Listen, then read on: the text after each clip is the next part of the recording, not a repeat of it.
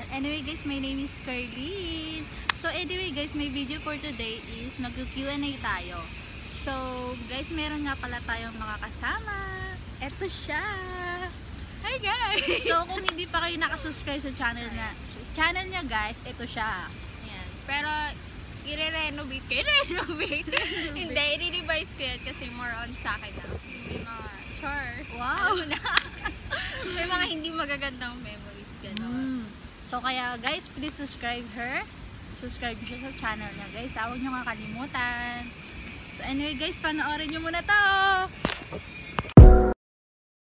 Okay na yung ganito.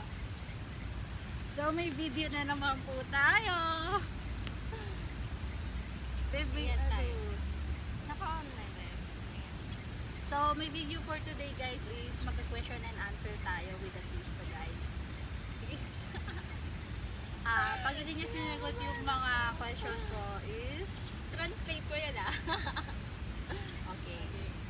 Number 1, what is your ideal boyfriend? Ideal? Yeah. Yung ideal mo. Ano ba? Ako ko sa'yo. Hindi ko rin alam. Hindi, ideal siguro ano. Kailangan ba English sagot ko? Hindi, Tagalog. Pwede Tagalog, pwede English. Hindi naman siguro idea. Sa ideal, siguro ano na lang, preference ko sa lalaki. O, sige na lang. Kasi pag ideal, kasi parang ang perfect na nung term eh. Ay, yung preference ko siguro ano, mas matured, gano'n.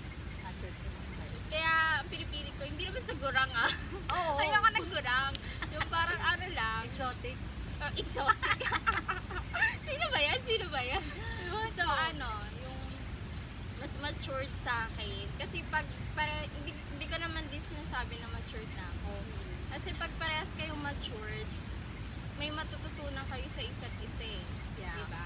Tsaka yung parang, nag-aaway din naman kayo, pero kaya nyo nang i-handle.